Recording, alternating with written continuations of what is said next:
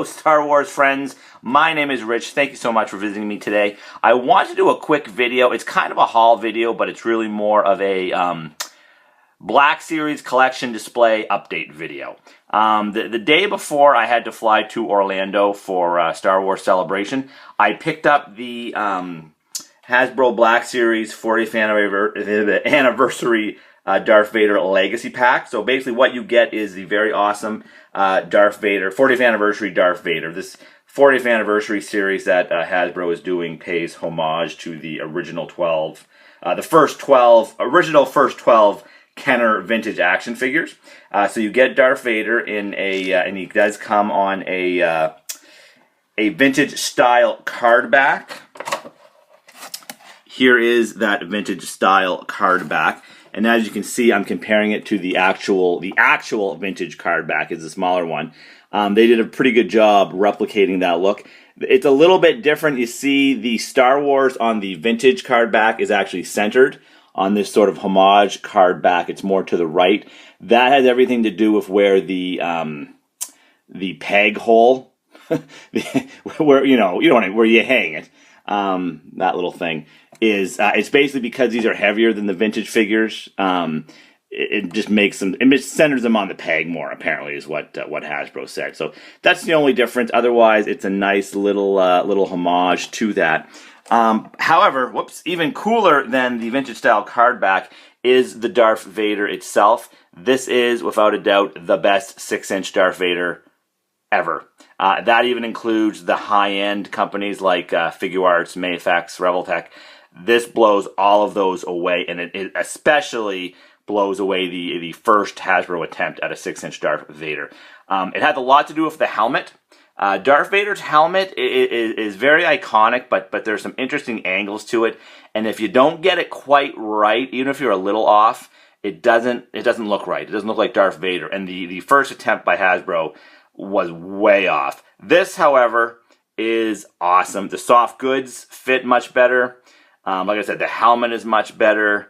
It's not a 100% new sculpt. I suspect there are some shared pieces, but there's a lot of new stuff on this Vader. It just looks so much better. They are going to release him just on a single card where you don't have to get the whole Legacy Pack. And I'll probably get another Vader as well for my Imperial Army display. Like I said, this is the Legacy Pack Darth Vader. So not only do you get Darth Vader on the vintage card back, you also get this backdrop, which is a homage to the Kenner Star Wars Earlybird kit.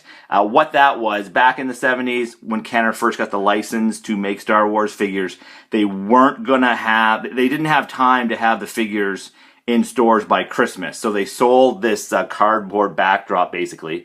So kids would open this up on Christmas Day, and they had this backdrop, this little stand for the first 12 figures, and then they would send in the proof of purchase to have the figures sent to them. So basically, you bought this early bird kit was a way to pre-order those figures.